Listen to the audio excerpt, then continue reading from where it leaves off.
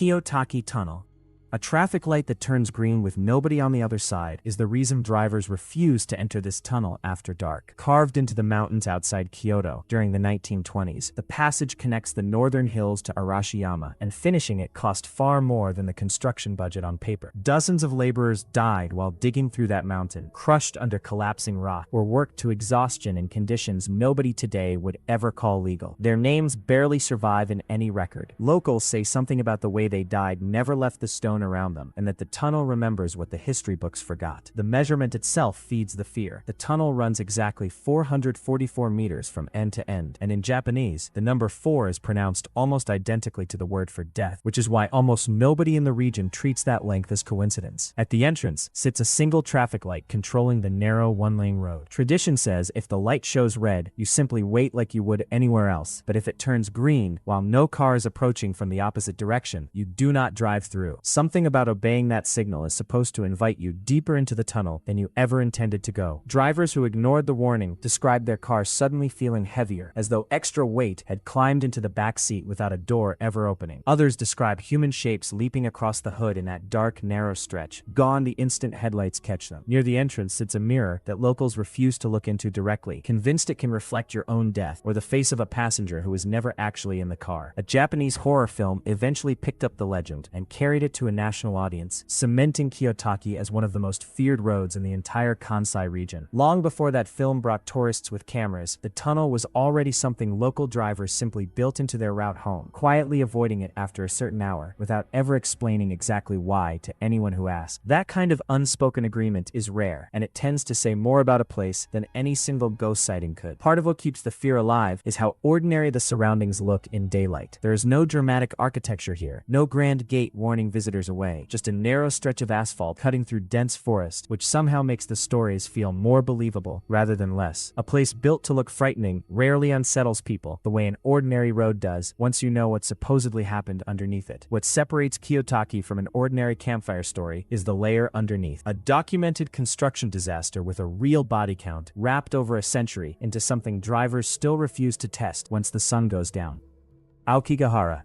Compasses stop pointing north the second you step into this forest, and the reason has nothing to do with anything supernatural. Sitting at the northwest base of Mount Fuji, Aokigahara grew directly on top of volcanic rocks so dense with magnetic iron that navigation instruments genuinely malfunction inside it. That single geological fact helped turn a quiet, beautiful woodland into one of the most infamous places on the planet. Long before anyone connected the forest to modern tragedy, it already carried a darker reputation tied to ubasute, a practice from times of extreme famine, where elderly family members were left in the woods because a household could no longer feed everyone under its roof. That history alone would unsettle most visitors, but decades later, a widely read novel reintroduced Aokigahara to the public as a place people traveled to specifically to end their lives, and the association stuck so firmly that a controversial manual on suicide even mentioned the forest by name. What followed was almost the opposite reaction. Local authorities began posting signs at every major entrance that read less like warnings and more like pleas, urging visitors to reconsider and listing phone numbers for people willing to talk them through it. Volunteers and police officers still walk organized patrols through the trees every year, recovering what the forest quietly hides from view. Part of what makes the place so disorienting is its silence. The canopy grows thick enough to block most sunlight, roots twist unpredictably over hardened lava rock, and there is almost no wildlife noise to help a lost visitor find their bearings again. Locals speak of yurei, restless spirits believed to linger among those exact trees, said to pull others toward the same fate that claimed them. In recent years, foreign influencers filming inside the forest for shock content sparked serious backlash across Japan, turning a place associated with grief into an international controversy about respect, exploitation, and who gets to profit from someone else's tragedy. Government officials responded by tightening restrictions around filming and publicity stunts near the most sensitive parts of the forest, a direct reaction to content creators who treated a place of mourning as a backdrop for views and shock value. What rarely makes it into those videos is how ordinary parts of the forest actually look. Families hiking marked trails during the day, researchers studying the volcanic soil, and school groups learning about the region's geology without ever venturing near the areas patrols actively monitor. That contrast between the quiet, cataloged forest most visitors experience and the small, tragic fraction that built its global reputation is exactly what makes Aokigahara so difficult to summarize honestly. A place defined publicly by its worst first moments, while functioning for most of its acreage as nothing more than a strange and silent stretch of woodland at the base of a mountain.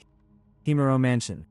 No property deed has ever proven this mansion exists, yet millions of people around the world believe they know exactly what happened inside it. Home to a wealthy family that practiced a private ritual meant to purify the land their house was built on. According to the legend, a young woman would be bound at the wrists and ankles inside an underground chamber, completely isolated from outside contact, treated as a kind of living offering meant to protect the family's fortune for another generation. The ritual only worked, the story insists, if she remained entirely untouched by the outside world for the full duration of her confinement. In one popular version of the tale, she fell for a man from beyond the household grounds, and when her father discovered the connection, he decided the entire ritual had been permanently ruined. What followed, according to the legend, was a massacre, the patriarch turning violently on his own family after convinced their years of purification had failed for nothing. Folklorists who actually investigated the claim found absolutely nothing to support it. No court records, no property listing, no newspaper account from any era matching a family massacre of that scale. What they did find was a trail leading directly back to a horror video game franchise that used the mansion as its haunted setting, and an online fan community that gradually began treating the fictional backstory as though it described something that genuinely happened. That confusion is exactly what makes Himuro fascinating rather than forgettable. Researchers now describe it as a hyper-realistic legend, a story invented purely for entertainment that grew so detailed and so widely repeated online that people still search for its supposed real-world coordinates, convinced somewhere out there a landowner is hiding the truth about a family that may never have existed in the first place. What makes the case genuinely unusual is watching that search continue, even after folklorists publish their findings. Forum threads dedicated to locating the mansion still get new replies years later, people swapping supposed satellite coordinates and photographs of ordinary abandoned houses, each one convinced they finally found the real location the story was hiding all along. Psychologists who study digital folklore point to this exact pattern as proof of how convincingly a fictional narrative can mimic the structure of a true crime story once it gains enough repetition, gathering just enough plausible detail, a family name, a ritual with internal rules, a tragic betrayal, that it becomes almost impossible to separate emotionally from something that actually happened, even once the paper trail comes up completely empty. Mount Hakkōda.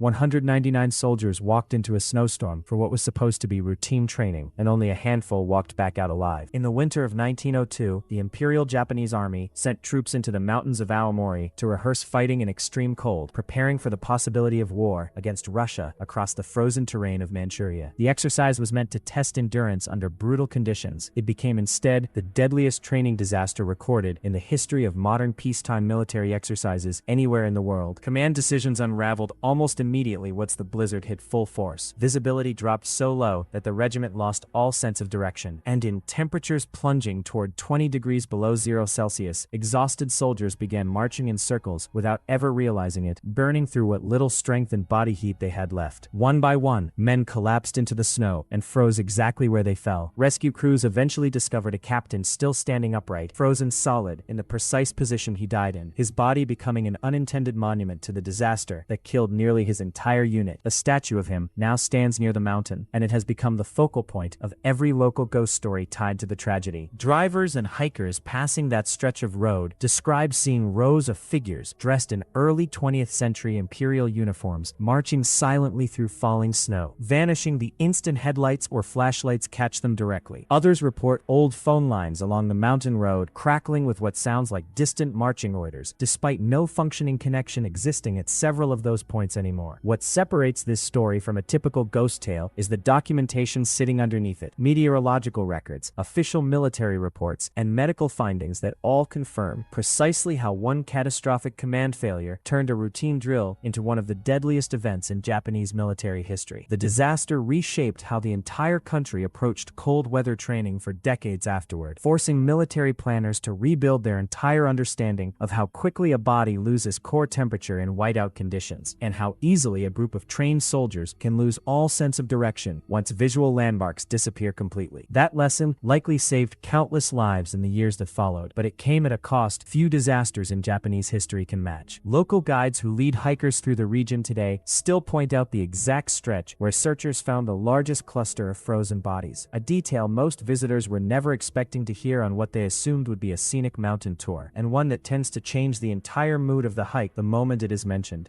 Inunaki Tunnel.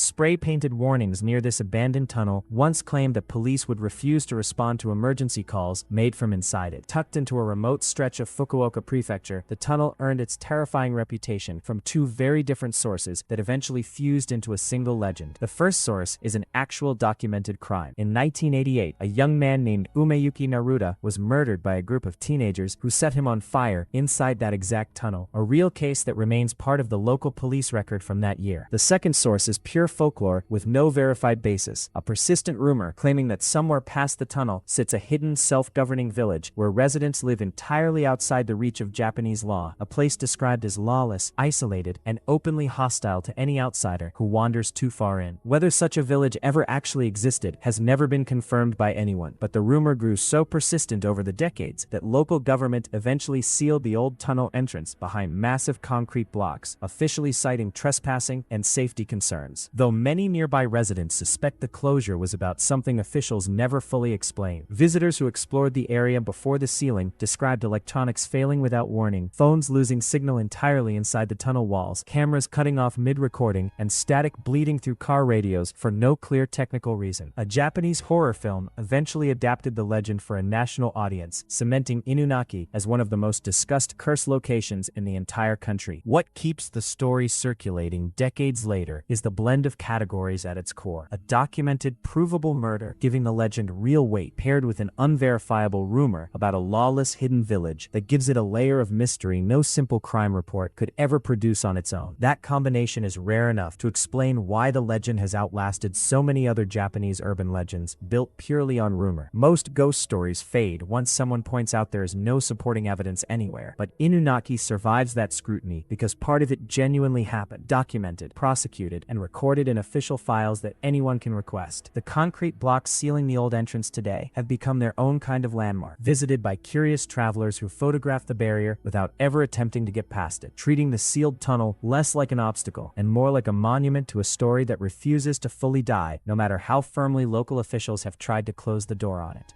Doryōdō Ruins.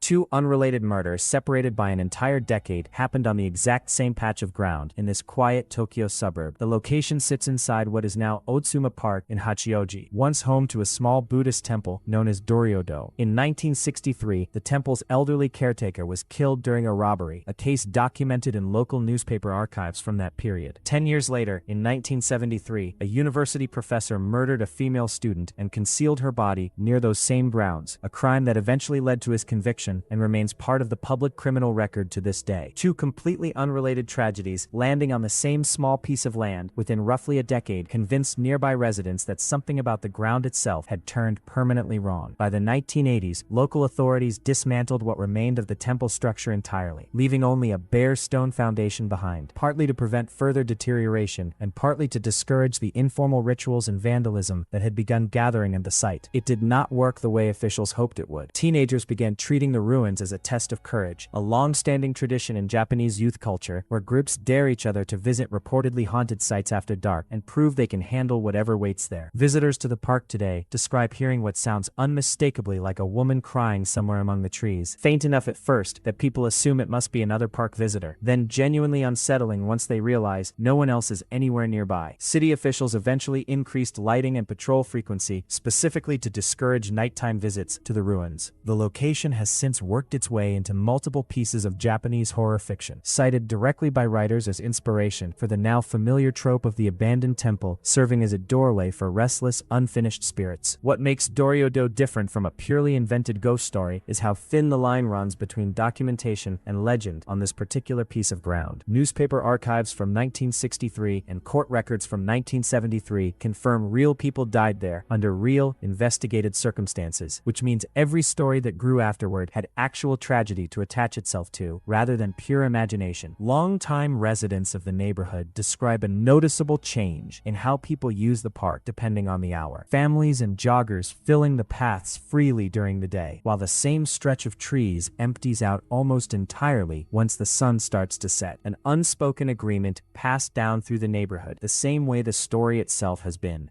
Royal Hotel Ruins. Buddhist monks warned developers this project would fail before a single wall ever went up, and they turned out to be right in a way nobody involved fully expected. On the island of Okinawa, near the historic ruins of Nakabusuku Castle, a hotel complex began construction that ignored every piece of advice offered by local spiritual leaders about the ground it was being built on. That ground was never ordinary. During the Battle of Okinawa in 1945, the surrounding area saw thousands of military and civilian casualties, one of the bloodiest confrontations of the entire Pacific campaign, and the earth there had long been treated by nearby residents as sacred burial ground rather than open real estate. Monks specifically warned that building directly on that site would block the natural pathway used by the spirits believed to guard the neighboring castle ruins from harm. Construction moved forward regardless, and the project began falling apart almost immediately, plagued by repeated structural collapses, a disturbing string of worker deaths during the build, and eventually the complete mental breakdown of the investor financing the entire operation. The hotel was abandoned before it ever welcomed a single guest, left standing as an empty concrete shell overlooking the coastline for decades afterward. Even now, local demolition companies have repeatedly refused contracts to tear down what remains of the structure, citing genuine fear of the same misfortune that haunted the original construction crew from the very first month of work. The ruins have since become one of the most visited paranormal sites on the entire island, less because of any single dramatic sighting reported there, and more because of the sheer weight of documented history stacked directly on top of that patch of land: a World War battlefield, a sacred castle site, and a business disaster that unfolded almost exactly the way the monks had predicted it would from the very beginning. Photographers and urban explorers now travel from across Japan specifically to walk through the empty concrete floors, drawn less by any single ghost story and more by the eerie visual contrast of an unfinished luxury project slowly being reclaimed by tropical vegetation. Local tour guides who bring visitors near the site tend to spend as much time discussing the wartime history buried beneath the ground as they do the hotel itself, treating the entire location less as a haunted attraction and more as a layered memorial that most tourists never expected to encounter on what they assumed would be a simple stop near a scenic castle ruin.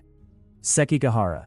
30,000 men died on this single field in the span of just a few hours, and locals say some of them never got the message that the battle actually ended. In the year 1600, the fate of an entire nation was decided at Sekigahara when the Eastern Coalition led by Tokugawa Ieyasu crushed its rivals and established a shogunate that would go on to rule Japan for the next 250 years. The scale of the death toll from that single day remains staggering by any historical measure, and it all happened on ground that today looks like nothing more than unremarkable farmland and quiet forest in Gifu Prefecture. During daylight hours, tourists walk marked historical trails, reading plaques about troop formations and the decisive cavalry charges that decided the outcome of the war. At night, according to residents who live near the old trench lines, the atmosphere shifts completely into something else entirely. People report hearing the unmistakable clash of steel against steel, distant shouting that sounds exactly like war cries carried on the wind, and on foggy evenings, the steady rhythm of marching feet with no one visible anywhere producing that sound. Under the belief system of that period, warriors who died in battle without receiving proper funeral rites were thought to become onryo, vengeful spirits unable to find peace, doomed to wander the exact ground where they originally fell. After the battle ended, the severed heads of the defeated were ritually washed and formally inspected at specific points scattered throughout the valley, a grim practice that locals still commemorate today with small shrines built to calm the spirits of the men who died there centuries ago. What makes the location so genuinely unsettling is the contrast baked into every visit: a peaceful daytime park sitting directly on top of one of the bloodiest single days in all of Japanese history, with both versions of that same ground existing only a few hours apart from each other. History museums built near the battlefield display armor, weapons, and letters recovered from the site, giving visitors a strange kind of proof that walks alongside the ghost stories rather than replacing them. Every autumn, local shrines hold small ceremonies honoring the fallen from both sides of the conflict, a tradition residents say has continued for generations, specifically because ignoring the dead of Sekigahara never seemed like an option anyone wanted to test. Whether or not a visitor believes the reports of marching footsteps and clashing steel, it is difficult to walk that quiet valley without feeling the weight of exactly how many lives ended there in the span of a single, decisive afternoon centuries ago.